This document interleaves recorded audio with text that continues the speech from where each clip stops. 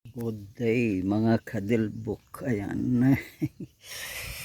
July 4, Saturday. So tuloy-tuloy yung trabaho natin. Ayun sila. Nag-beam, steel beam. Tapos eto yung nilalagari na mangga. At yan yung bukid na wala ng tubig sa ngayon. Ayan, ito yung playground. Playground. Ito yung backyard dito. Malinis. Ayan, may nagpausok. Nagsunog. Ito yung ating higaan pagkatanghali. Yan. So, ito ang buhay dito sa bukid. Masaya at sariwang hangin. At kung ano-ano pang nakikitang maganda sa mata. Ayan, magtatanim na sila ng palay. Siguro next day. Ayun yung pangtanim. Ayan o. Ayan. May buko dito oh. Kaya lang matanda na yun yata. Parang may buko doon sa taas na pwede.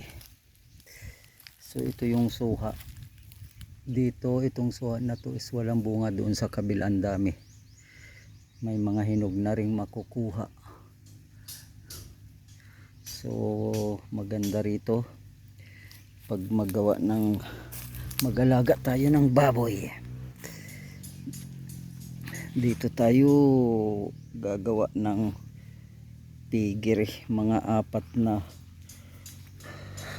kwarto ng baboy. At least may 2 meter by 2 meter. Mga plano pa lang yan. So ayan, nagsunog dito, naglinis kasi kanina rito yung caretaker kaninang umaga. Yan, dyan ako nagpapahinga pag tanghali. Palipat-lipat yan kasi kung asan yung malilim doon nilalagay ko. Saka may net pa yun sa taas para pag nalaglagan ng mangga ay hindi tayo at kung ano-ano ay hindi tayo matamaan. Yan. So ito pa rin si Dilbok. Good day po sa ating lahat at dito tayo sa farm.